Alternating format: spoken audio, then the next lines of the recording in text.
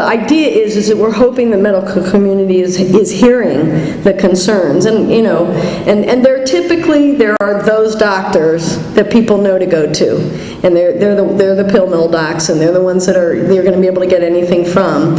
And a lot of the states in Ohio, we have a system called ORS, which kind of tracks prescription medication, and so we know if someone goes from this doctor to this doctor to this doctor, and so they can be dealt with in the criminal justice system. And I do know too, from that perspective,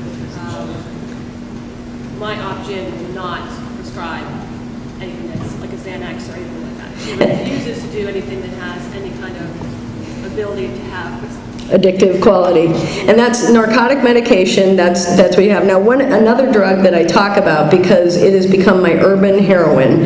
I have a lot of my guys who smoke a lot of weeds, and I said, do you do anything else? Well, I'll take some pills. What kind of pills? They say trims. They'll call them trims. They'll take 20 or 30 of these a day.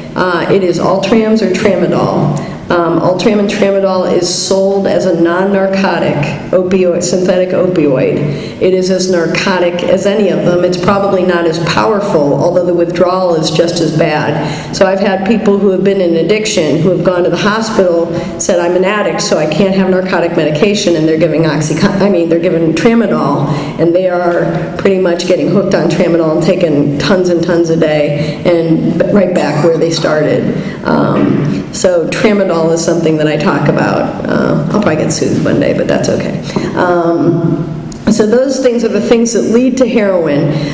In our area, the brown powder heroin is probably the most popular. And I always say, now how many of you would never, ever, ever, ever, ever, ever, ever, ever put a needle in your arm? Yes, you would. And I say that with absolute confidence, because everyone in our court said the same thing. And because you're chasing a high that you're probably never going to get again, but you're always chasing that wonderful, heavenly high, you're going to do whatever it takes to get in your system as quickly as possible and get the strongest high you can. So they may start by smoking it, and then they may snort it, and then they almost inevitably, within a year or so, will start shooting it, which is something that we deal with because it creates a lot of other issues we'll talk about. So that's kind of the root to heroin. It's why it's there, so why it's become such a significant problem. But my big thing is I talk about prescription medication because we think it's harmless, we think it's safe. But it is exactly what Angelo said. You've got people going to open houses to go through people's medicine cabinets. I had these guys come in and do my rug, like they were putting my rug down, and the guy asked me for some aspirin. So I went to where I keep my aspirin and stuff like that, got him for him, left the house for a little. I think my sister was there, came home. It was not narcotic, but he had taken my cough medicine. Now the cough medicine typically has codeine, very big in the hip-hop community. They now have the drink. And they have ways, they show you how to make it. You take, because if you've ever had codeine cough medicine, it's horrible tasting. So what they do is they put it in a bottle of Sprite, and then you put in a Jolly Rancher, which gives it a lovely color and a better taste. Now Jolly Rancher, in its infinite wisdom, has come out with a liquid form. Why? Why would they do that? They're doing that so you can make your drink. It has been big in the hip-hop community. Pimp C, and I say that and all the kids laugh, and 91 he died. There's a number of hip-hop artists who have died from overdoses of codeine. Right now, Lil Wayne, that was, it came out, I think, about a year and a half ago and said it was his drug of choice and he went to rehab for it. And then a few months later, he fainted on the stage and they weren't sure why, and I think Lil Wayne has probably relapsed. But, so that's another medication that's out there. I wanted to remember the cough medicine. I wanted to remember the Ultram. We talked about the crocodile.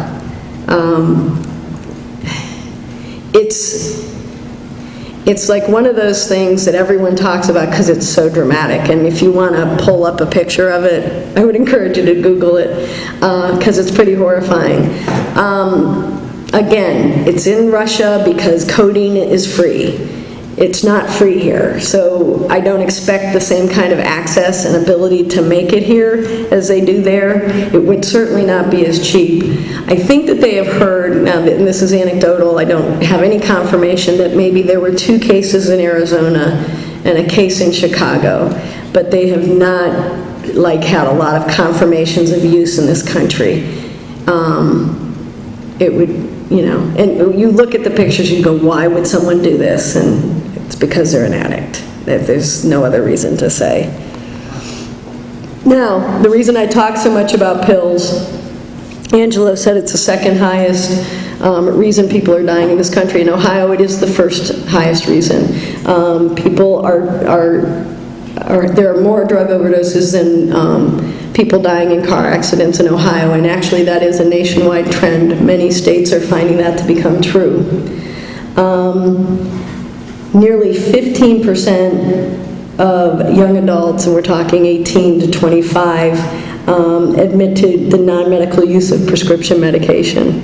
I have, again, my daughter, friends have migraines, mommy gives them their Vicodin, mommy gives them their Percocet. We just do that. It's just what we do. How does it start? 55% of it starts legally. And again, it's about taking it because of surgeries and that type of thing. And then 17% becomes about relatives giving it to people that aren't prescribed it. Then you get into about 11% are taking it because now they're starting to steal from other people. And then they get into the criminal behavior. So it's a process. But again, it's our ideas. We've got to change the way we think about what we're throwing down our kids, our kids' throats. Now, here, this is for you. Just to kind of give you a little.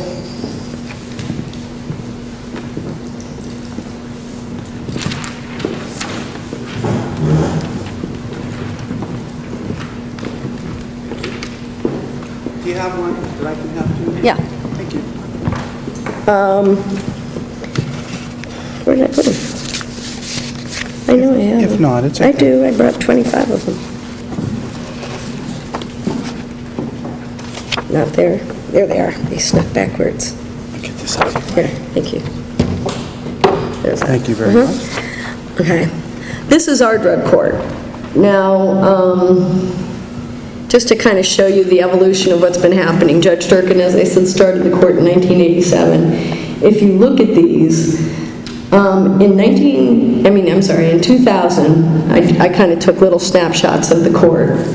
85% of the people in the court were cocaine and marijuana users, and almost half of them were over 35.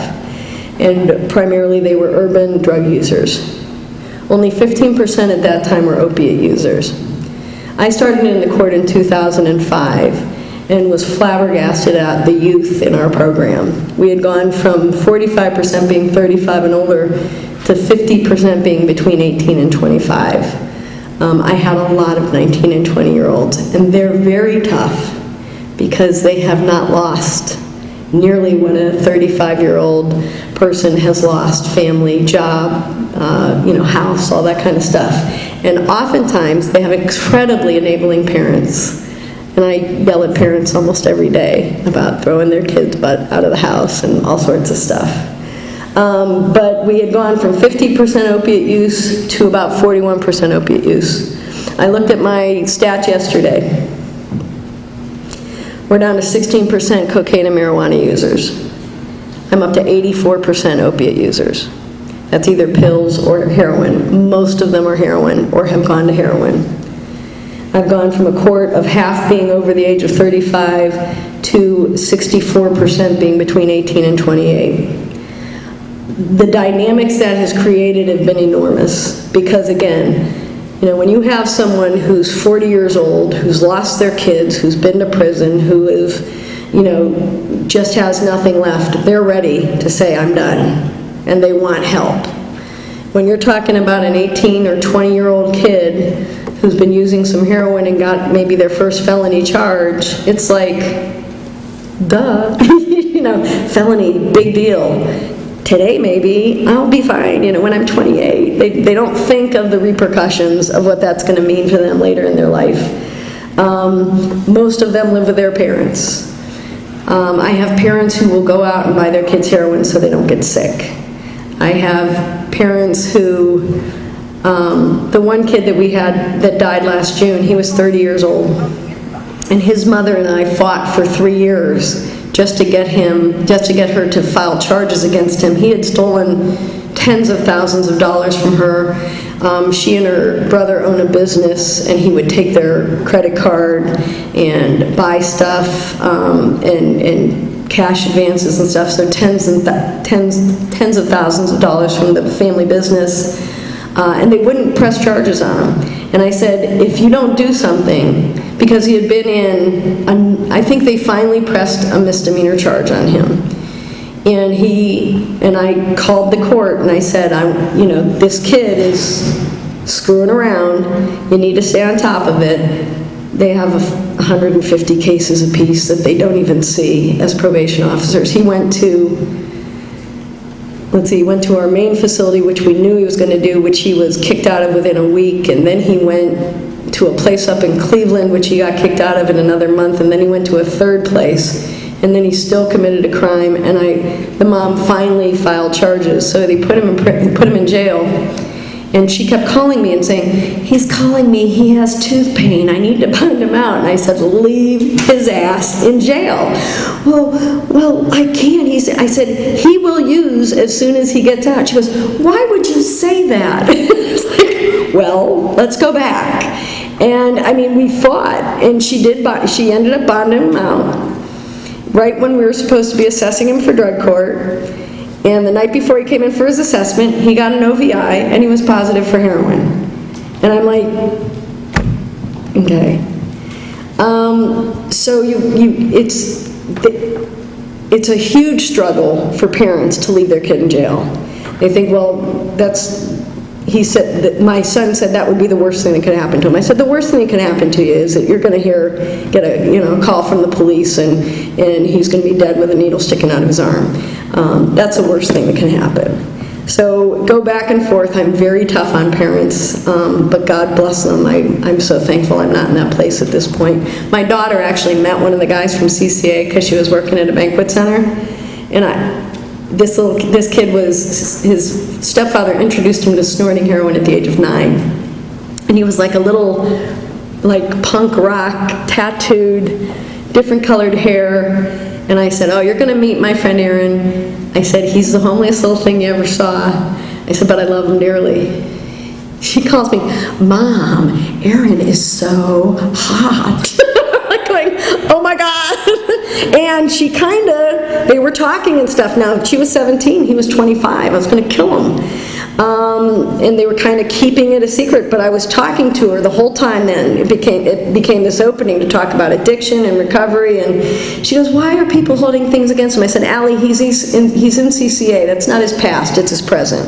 And so going on, and God kind of reached down into the situation, and the kid got indicted for just a slew of burglaries, and he's in prison today. And she kind of looks back on that and realizes how stupid she was, but that wasn't stupid when she was in it. And I always say my daughter's one bad boyfriend away from heroin addiction, and it is so true. I've gone into people, went to a bank once, and she asked me what I did, and I told her I'm the coordinator for the drug court. She goes, well, thank God my kids would never do that. And I said, sweet pea, never say never. And I mean, if you see the kids that we work with, some of the smartest, brightest kids you'll see. You know, I had a valedictorian from one school, ended up getting terminated from the program and overdosed, and her father wouldn't come to the hospital because she was an addict, and the mother had to make the decision to unplug her herself. So we've had a number of valedictorians, cheerleaders, you know, athletic stars. So it's anybody. So it shows you kind of the very fast transition of what's happening in the community.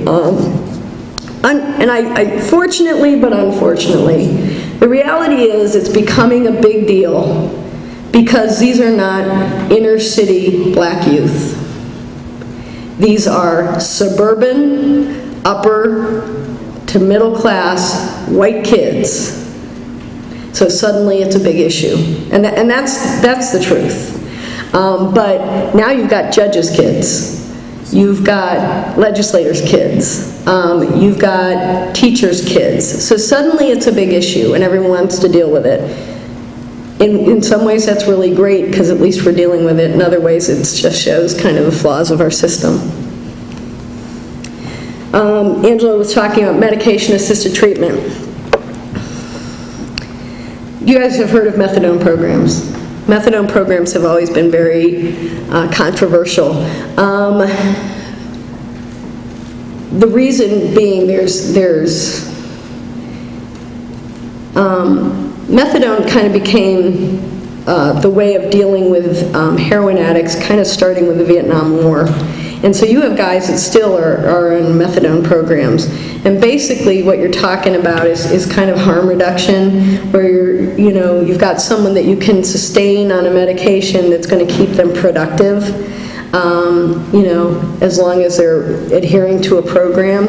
There are some really good methadone programs, and there's some really crappy ones that are just, meeting out methadone. But with the opiate epidemic, which is now here, there's a program called NIDA, and it's the National Institute of Drug Addiction, I think.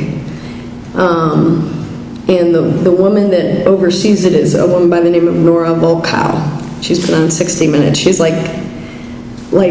she's the person who has kind of really sold the fact of addiction as a brain disease. So she's brilliant. And NIDA has kind of been dealing with the opiate addiction for a while, and they're pretty close to coming to the place of saying, if you don't deal with heroin opiate addicts with medication-assisted treatment, you're not doing it the right way. In the criminal justice system, that's a difficult thing. We still don't take them with methadone because methadone is purely client-driven. It's like, well, I want more, or I want less, and it's based on how you're feeling, with your, I'm feeling urges, I'm not feeling urges. And that's very hard when you've got that program versus our program, which is purely court-driven. Basically, we don't listen to what you want. We're telling you what you're going to do.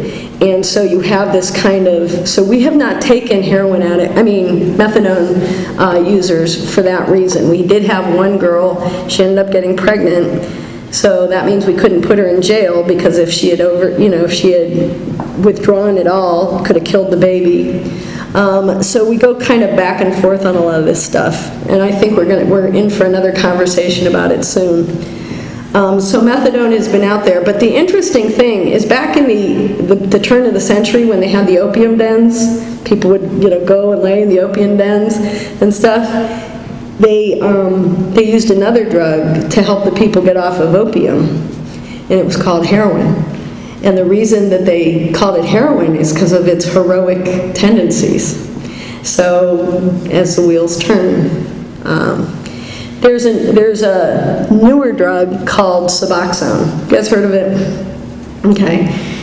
And Suboxone is a combination of a drug called buprenorphine and another drug called naloxone. And naloxone is basically a blocker, and then the Subutex is a opioid, synthetic opioid.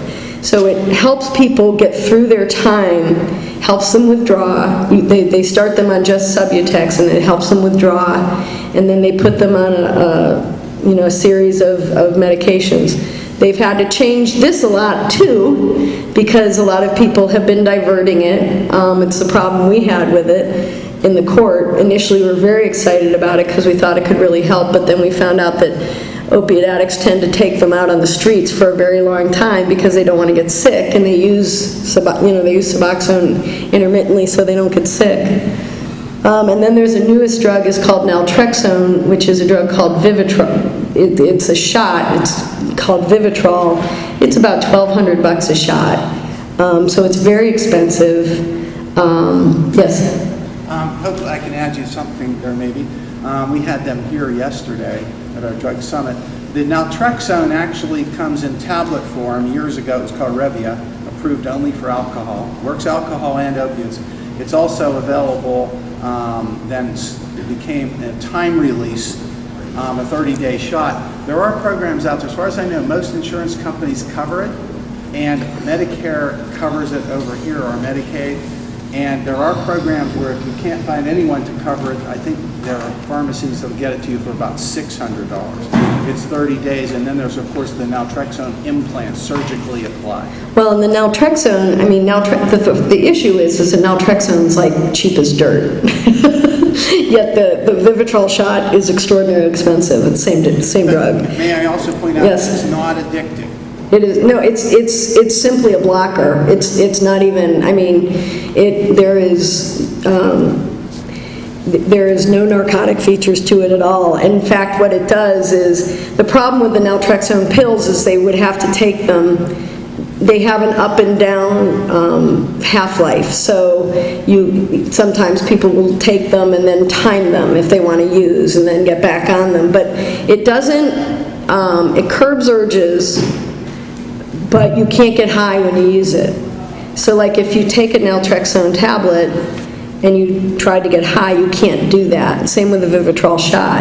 You can't do that as in the substance won't have a high ability? Like if I was on a Vivitrol shot and then I did heroin, there would be no effect. In fact, they have a medical alert badge that you would wear that says, if you're in a car accident, for example, and you're in pain, your leg's broken or something, the local EMTs need to know that your body will not respond to an opiate analgesics. And the other things I wanted to mention too on the Vivitrol is it's time released over a 30-day period, but there's a caveat that goes with that according to the doctors. It's so effective. What it does is shuts the receptors down in the brain to respond to the reward system, alcohol and DUI. But it's so effective that if we got a really heavy psychological problem, now the person can't self-medicate anymore, so counseling is absolutely essential with a drug that's that good. And I think the whole issue with medication-assisted treatment is this,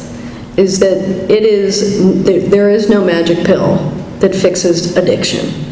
That there are tools to assist people in becoming more available to be involved in treatment. We say this with Suboxone, because I've had so many people, if you just gave me Suboxone, I'd be fine. No, you wouldn't. Suboxone, first of all, should be a relatively short-term program. It should be, 18 months to 2 years. And in fact, we've had 2 people that just graduated on the program. They were both on the medication for a year and then titrated down and are off of it. Some of the issues that you have, though, is that people... Me? Okay. Your relief speaker is here, just so you know that. Okay. Let me know. I'm going to let you do it. Let me think where I'm at. Okay. We'll get through this page and then we'll stop for a minute. So I think... the reason that this medication is good is it permits someone to then get involved in treatment, get involved in their recovery, get involved with their supports, their positive peer supports, in a way that, they're not constantly having these cravings and urges. And that's what these medications are supposedly for. The problem with that is if you go into the rooms of recovery and say you're on Suboxone, they said, well, you're not clean. You can't do your step 4 because you're still not clean. And I had a discussion with a group of people. They were their criminal justice committee for AA, and I went to a meeting that they had, and there was an older guy, and those old alcoholics, they don't like addicts. They don't like drug addicts. It's got its own little hierarchy going on, and I just said to them, I said, you know what, I'm going to tell you the truth. I said, I have never seen a more judgmental group of people in my life about addiction than the people in the rooms of recovery. And they all looked at me. I said, I'm serious. I said, I said, I said, I know a drug is a drug is a drug, alcohol, everything, it's a drug is a drug is a drug, and I agree with that. But I said, this is a new game, and it's a new game because not just the drug that we're dealing with, the way that they put it in their system, but also the youth of the population that's taking it.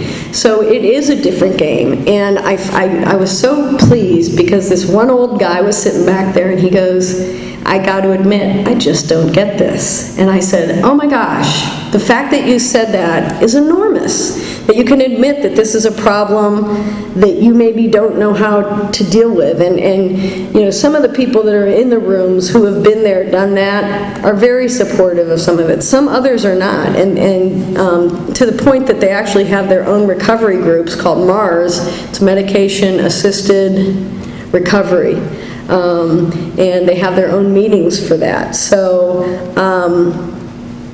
it's something that we really have to be taking seriously. It's something as a team in the drug courts that we constantly need to be continuing to educate ourselves about because we have our own attitudes and biases about it. So it's something that we continue to converse about. I want to see, I don't have a whole lot more, but that's good. We'll stop there. You can have Mr. Mangino. Okay? Remember where I was? We're talking about medication-assisted treatment. Okay? Any questions about any of the stuff, the drugs, anything, our position on stuff? As I said, big thing is this is about our area, our county, our court. I certainly don't speak for the country trends or anything like that. I'm speaking for our area. So it may be very different from other people in different states and stuff like that. We talked about medication-assisted treatment. Only a few more slides, but again, when I go to the schools, one of the things I talk about, this is my favorite slide for the schools, because we've talked about what do we know about the population in the drug court. Now I'm going to start asking you questions. Wait. 64% are 18 to 28-year-olds. 64% are 18 to 28-year-olds, and what are they using? They are using opiates. And they're using opiates, and what do most of them end up doing? Heroin. They mostly do heroin, and how do they end up doing it? They're doing it IV. So when I go to the schools, this is my favorite part. I say, okay, what does this have to do with you guys? Sex and the single high school student. And those are Mary and Sally, or Harry and Sally. I think I was Harry and Mary once, and I called her Virgin Mary. Okay, it's Harry and Sally, okay? So we know that there's a ton of people out there using heroin, that they're younger than 18, some are shooting up. So here's Harry and Sally, and let's just talk about Harry. Harry loves Sally, and Sally loves Harry, and prom's coming up. And they have it all set that they're going to go to a nice hotel and they're going to have sex because that's going to be their prom night. Okay? Now, what Mary doesn't know about Harry, or Sally doesn't know about Harry, is that Harry has had 2 partners in the past. Now, the one girl was not particularly sexually acting out, but she has had 2 partners. Okay? The other girl, however, was a slut. And that girl has had about 26 partners, okay? So now, Sally's not just having sex with Harry. Sally's having sex with his 2 partners and all of their partners. And then let's go back to all of their partners, and all of their partners, and all of their partners, and all of their partners. Okay, now let's go to Sally and say she has a similar story. So think of how many people are getting into bed with Harry and Sally when they go to that hotel room on prom night. And the story is, you know, drug of choice is heroin. People 18 to 28 are the majority of my court. They're all using IV drugs. So, do you think, if you make a decision to have sex with somebody that is in your class, and they've been sexually active and you've been sexually active, that somewhere down the road, one of you has not had contact with someone who has been using IV drugs? It's highly likely So one of the things, it's really hard talking to kids now because I keep talking about things that I know about, but they don't. Like I talk about Magic Johnson. They like hardly know who Magic Johnson is. And, you know, and they did a 30 for 30 on the announcement on ESPN, and what a big deal that was in 1991, and everything that happened since. But I firmly believe that the next big group of AIDS patients is going to be young, white, suburban heroin users. Now, right now, we know, when I came into the court in 2005, I had 8 kids from Springfield High School in Mahoning County, kind of a rural area. There were 8 kids. Every one of them had hepatitis C. They were between 18 and 22 because they all shared needles. And I say to them, okay, I'm going to a party, and I'm a heroin user, okay? I'm going to go in, I'm going to prepare my arm, and I'm going to stick a needle in my arm. Now, when I draw that needle out, I'm bringing out my residue from my drug, my blood, and my body fluids. Now, am I, as a very responsible citizen, going to take that needle to the closest red biohazard box and find it and put it in like I'm supposed to? Hell no. I'm going to set it down next to me because I am floating.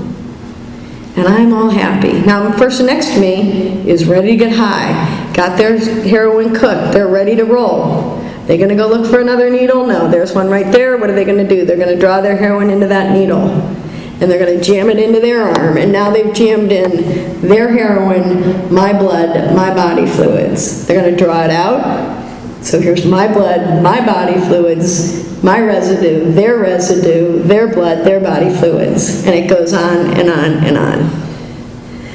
So it's one of the things that I talk to kids about, and it's a huge reality right now. Of course, we're talking about HIV, and I think that one of the things, in that thing that Magic Johnson, you know, that he did on the announcement, he said, I've been the best and the worst thing for the AIDS epidemic.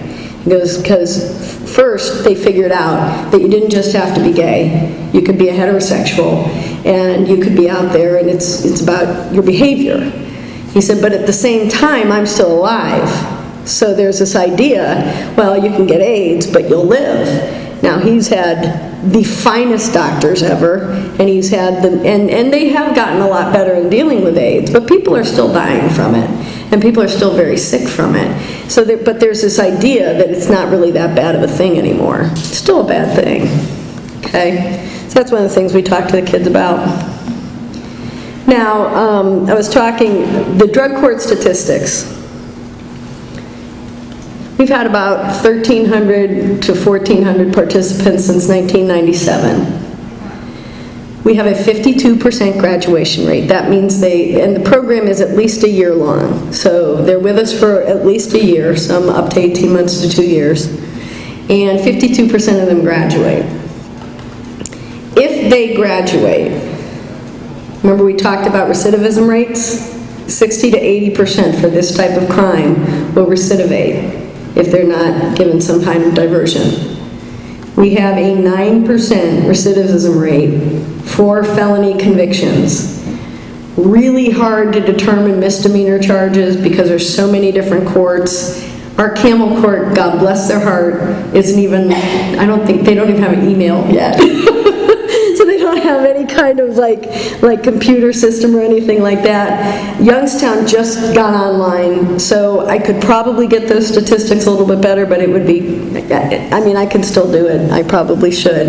But at this point, felony-wise, we're at about a 9% recidivism rate. That means 91% of them are not committing new felony offenses and getting convicted. Now, even for those who are terminated from the court, we still only have a 22% recidivism rate. So again, those are really good numbers. We're really proud of those numbers. A question I had is how many of them relapse? That's a different question. And what drug courts do typically is look at the felony convictions, because you're trying to keep people out of the criminal justice system. You know, I talked about the young lady on Wednesday who died on Tuesday night because she's supposed to graduate on Wednesday. She had done this in September, same thing. She went, we had our exit interview with her, everyone thought she was doing good, really proud of her, and then found out she was laying blue in her room. They took care of her and she got better, but still, and we've talked about it as a team, is what are we doing here? And the one guy from CCA said, we are giving them a date that they're going to graduate, and they are making a reservation in their head to use. Because tomorrow they're not going to get drug tested, and they can go out and they can, you know, so they're planning to use. What's the problem with people who have been using for 6 months to a year? We talked about that. They go out and use what they used when they were out there. What's going to happen to them? They're going to die. And if they don't die, they're certainly going to relapse. You don't just typically use one time and then you're all done. It sets everything back in motion. And one of the things we talk about a lot, I am a creeper on Facebook. I'm a great social media person, and I have, because they're not my direct clients, I can kind of have a contact with them. So I creep on all of our clients all the time, and they friend me and stuff. And I watch them even after they leave me. And when I start seeing people start frequenting bars, and all of a sudden now you're seeing them drink and stuff like that. Alcohol impacts the same receptors as heroin. So they are just starting. I talked about the kid that died in June. His relapse started with alcohol. And it was about 2 months before he died. He started drinking again. And that is often, might not be that quickly, but typically it's going to take you back into your behaviors, into negative places, taking you away from your sober supports and stuff like that. So kind of, they forget what got them there. Judge Durkin always says, play the tape all the way through. And most of them don't do that. We talked about the national average being 60 to 80% of a recidivism rate. How many of our people relapse? A lot of them do. But we've given them the tools to, they know where to get help, how to get help, they know they can call us, and typically they catch themselves pretty quickly. I was talking, we have one guy that is our he was our urinalysis coordinator for TASC. He's the pee guy. he was the pee collector. And before he was that, he was a drug court participant. And he actually graduated. He had done 8 years in Texas prisons. He was in the Aryan Brotherhood, little tiny guy. Has antisocial tattooed across his stomach. It's one of my favorite tattoos ever. But we keep in touch. He's a great kid. Now he's actually moving further into the realm of social work and stuff like that. But he's got 5 years clean now. But he told me the other night, he said, I was at a meeting, and he goes, there was 20 of us there that had either been in or are currently in drug court. And it was so cool to see everybody. And I said, I would love for you to take a picture of that and send it to us, because sometimes we need that reassurance. Because we hear when people go back out, but we don't always know when they get back into the rooms and stuff like that. So that's part of the job. Do they stay clean forever? No. Some of them relapse. Some of them are back in jail quickly. We had the kid that I was talking about that had the full ride to North Carolina State. What we kind of learned about him was he was very smooth. Drug addicts are very smooth anyhow, but he was particularly smooth. And our probation officer saw him in a bar one night. They're not supposed to be in bars. And he wasn't drinking or anything, but he was glad-handing all around the bar. And Jason was like, something's up. It was like watching, it was like midnight. He goes, he's dealing. So now we find out that we've got a guy that's a probable dealer in our court. And we were trying to figure out ways to catch him. We had a September graduation. That was the one that the girl overdosed before. We had 9 graduates. 8 of them were back out on the streets within 2 weeks. And we're like, what the hell is going on? What we found out is this guy wasn't selling to anyone in the court because he didn't want anyone to tell on him, but he was pretty much standing out the courthouse with heroin. And that's how so many of them went right back into it. So we eventually caught him with 14 grams in his golf bag and weights and scales, and so he's looking at federal charges. We're very happy about, but he's going to get out of jail soon if they don't charge him, so. Okay, this is kind of interesting stuff. As I said, Ohio is kind of ahead of the game as far as some of the legislation that's out there. Right now there's House Bill 170, and that was just signed into law by Governor Kasich on March 1st. Are you guys familiar with something called Narcan? It's been in the news a ton lately. Narcan is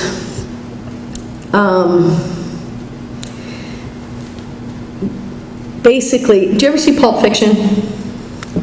You know when Uma Thurman goes down and they put a shot into her heart, like of adrenaline or something? That's what Narcan does. Okay, now what Narcan is, it's like a nasal spray. It's a nasal mist that they have. And it's pure naloxone, which basically is the complete blocker that we were talking about. It blocks all use. So if someone overdoses, I used to think that their heart blew up. You know what I mean? I thought that they just took so many drugs and their heart blew up. But basically what it does is it shuts their brain down and everything ceases to work and they just kind of float away. What naloxone does, or Narcan does, is it immediately takes away that effect. And they immediately lose all of that, and so they can come back to life, essentially. They get really pissed off. Because you're taking away, they were high, and they were great. They were dead, but they were, so we've heard about this drug, and it's controversial, and we still talk about it, and I was talking outside, that people say, well, you're making it easy for them to be addicts. So if they die, basically you're saying you can just bring them back, so it's no big deal. There was a pilot program in Cuyahoga County called Project Dawn. And what they were permitting is for first responders to have Narcan. Because using this before, only like high-level EMTs were able to do it, and they had to do it with the permission of a physician. Because if not, you're practicing medicine without a license.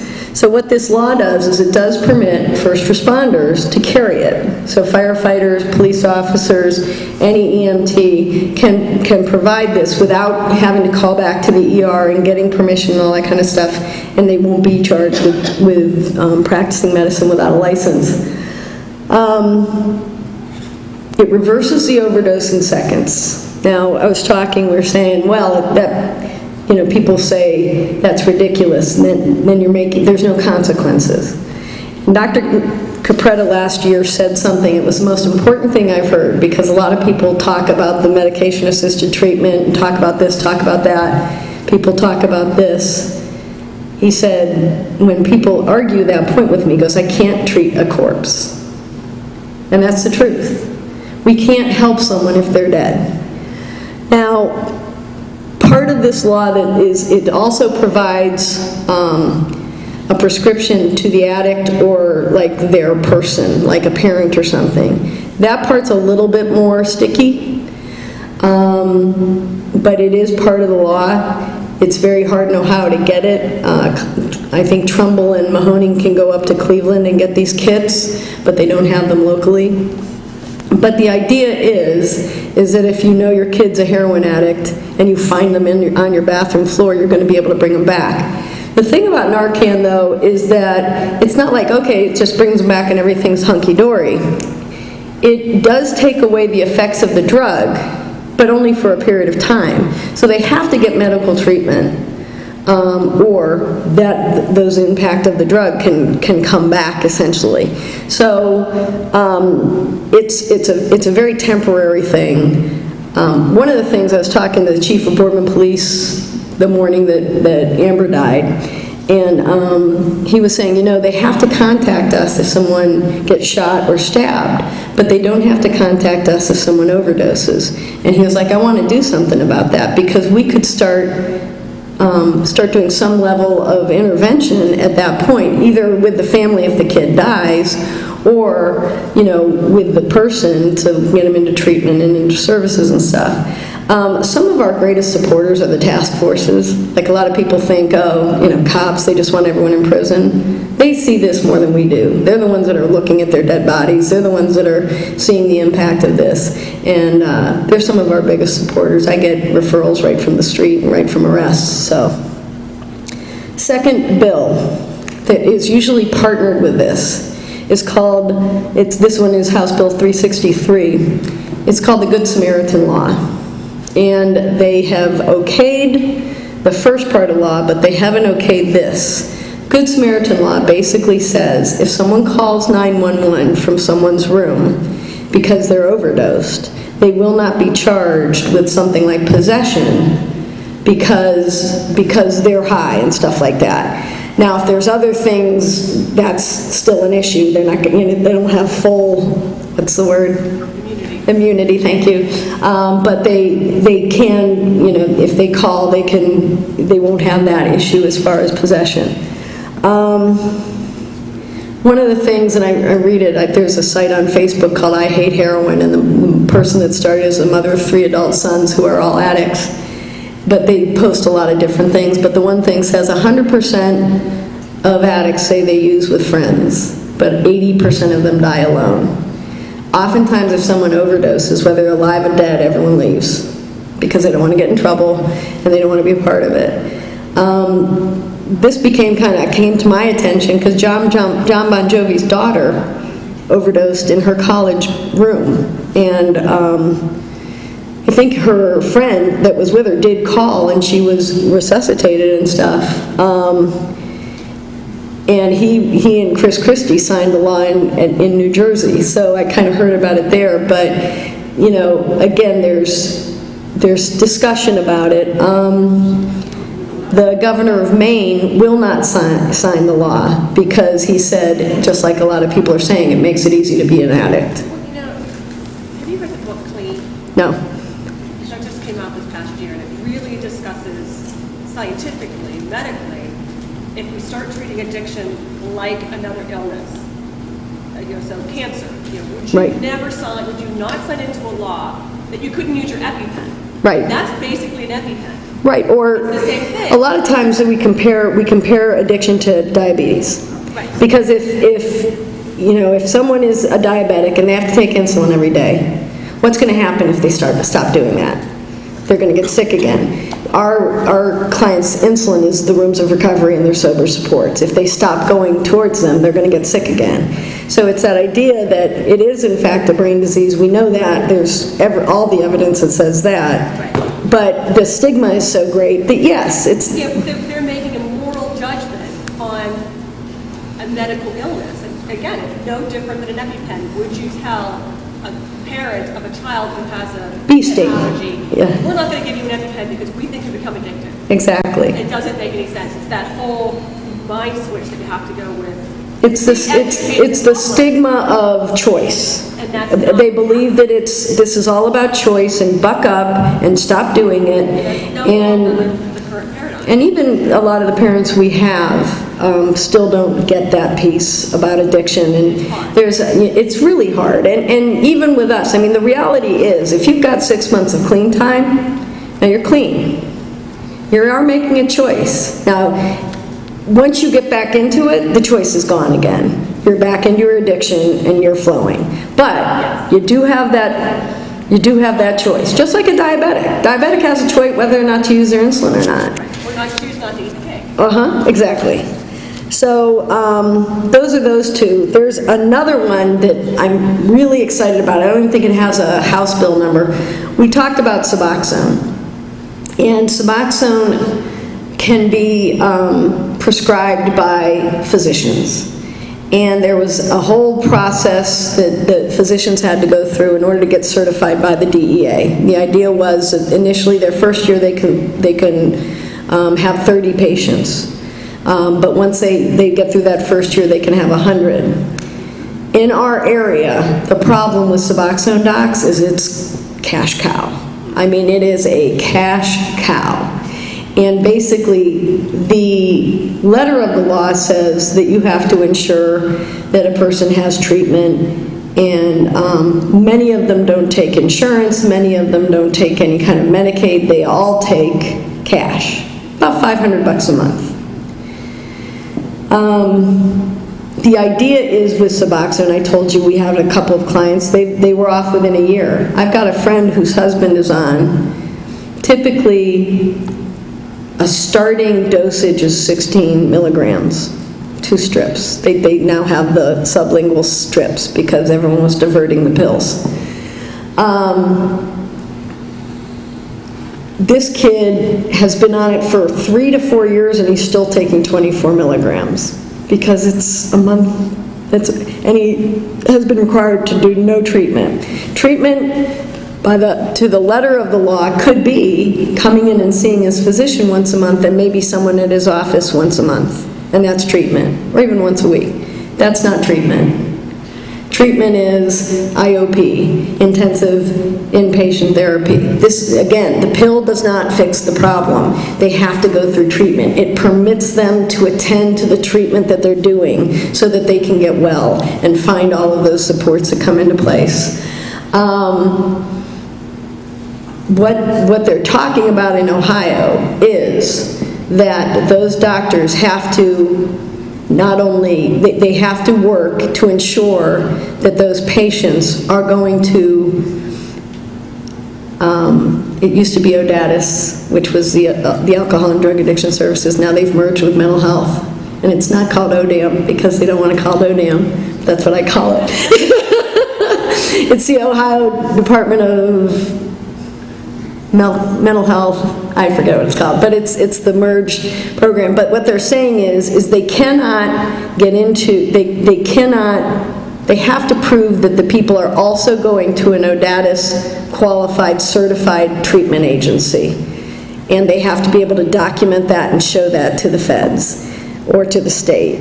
And so that's something, we're the first state, because we're, in our county, we're doing a study about Suboxone. It's through an agency called NIATEX, and we're part of a national study about what's happening with the Suboxone and getting people into medication-assisted treatment.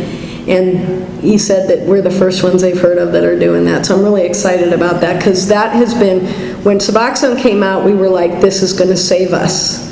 And then it became diverted in so many ways, and these doctors were just, you know, creating such a mess. And we had one of our guys from Neil Kennedy call every single doctor, and at that time there were 30, and not only one of them got involved with them and committed to sending his patients to Neil Kennedy, which is a recovery clinic. Unfortunately, he died on the golf course of a heart attack, so now we have no doctors who have done that. What you get now is you've got these whole conglomerates of doctors that have 6 or 7 doctors, so they can see 700 clients a month. It's big money. Big, big money. Yes, ma'am. What is where do they get the Suboxone? Because we have a clinic in Holt, and I just saw it just a lot. New one. Do they go to that clinic to get it? Do they have to go to a pharmacy? I'm not sure how they work, okay? There's different ones. Meridian, which is one of our treatment centers, works with central. They work with certain pharmacies and stuff like that. Sometimes they can get their medication right at the clinic that they go to. The one you're talking about is new, and in fact, I have a call into them because we have a couple clients who started with them, and so we want to find out where they're at. Because then, so let's say it's $500. I have heard that from years ago. Yeah. Does that $500 go there? Does that go towards the pill? It's typically $250 to $300 to see the doctor once a month, okay, and the rest goes to the medication. So it's like $250, $250. But is Ohio actually monitoring each let's say there's 1,000 people What they're saying basically is you have to make this commitment if you're going to be one of these doctors, and you have to provide us documentation that people are going to treatment, real treatment. And not selling that pill. And that what we're going to see is a lot of the doctors drop off, which is okay. Is that covered by insurance? Hmm? Is it covered by insurance? Suboxone can be. It depends on the insurance coverage. But typically some of the doctors don't even, it's cash only. Wow. So Yeah, it's pretty amazing. So that's something that's coming up. So there's a lot of stuff. And as I said, you know, some of the legislation we're talking about, they're being very opiate specific. We're very concerned about that because, you know, who knows in 2 years what the drug of choice is going to be. You know, God forbid if methamphetamine does get here and pushes heroin out. But, you know, that's something that we're constantly... I said when I talk to the kids, I have to change slides like every 6 months when I talk about the current trends, because it's like, well, if that gets illegalized, then something else, they come up with something new. If they could lick this table and get high, this table would be worth tons of money. Okay, one of the things that, you know, as an agency, we talk about treatment can work. One of the NADCP, the National Association of Drug Court Professionals, always, you know, says drug courts work.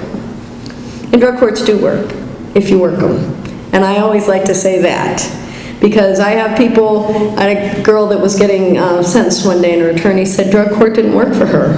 And I wanted to get up and say, no, she didn't work the drug court. You know, we have the ability to give them the tools, but the choice to actually take them and run with them is theirs. So treatment can work, and people do recover. And recovering people work, and working people pay taxes. So there is a benefit to getting these people well, instead of putting them all in prison at $31,000 a year. These are a couple of guys that, Dennis is the one that died in June, the one on the lower right hand. Chris Burns, his mom is one of the most respected counselors in our area, and her son died back, I think, in 2009, and she has an older son who is an attorney who was so devastated by his loss, he started taking oxys, and now he's been through our court, and he's had a lot of other legal problems. He's been in the Warren Tribune lately. So this is like a never-ending story. I had one little girl who died in September. I'm a friend with one of her parents' friends, and she said, please don't use her as your poster child. I said, Jeannie, I said, I got plenty of poster children. I said, I don't need to use one person as a poster child. Unfortunately, we have people that die on a daily basis. I put this back up because I had it hidden. One of the things when I go to the schools is, like, they don't even know who Amy Winehouse is anymore. Like, I'll talk to the freshmen and they're like, who's that? And I'm like, so when you get into, I've had a lot of different pictures up there, but they're like so quickly forgotten. They don't, the only way I can get Heath Ledger in their brain is by talking about Dark Knight, and that he was a Joker in Dark Knight, and most of them kind of know that. Eminem is still relevant, so that's Steve-O vomiting, and see all the little blue canisters in his bed? And I forgot to tell you the name of that. You can find it on YouTube. It's called The Demise and Rise of Steve-O. Really good watch, by the way.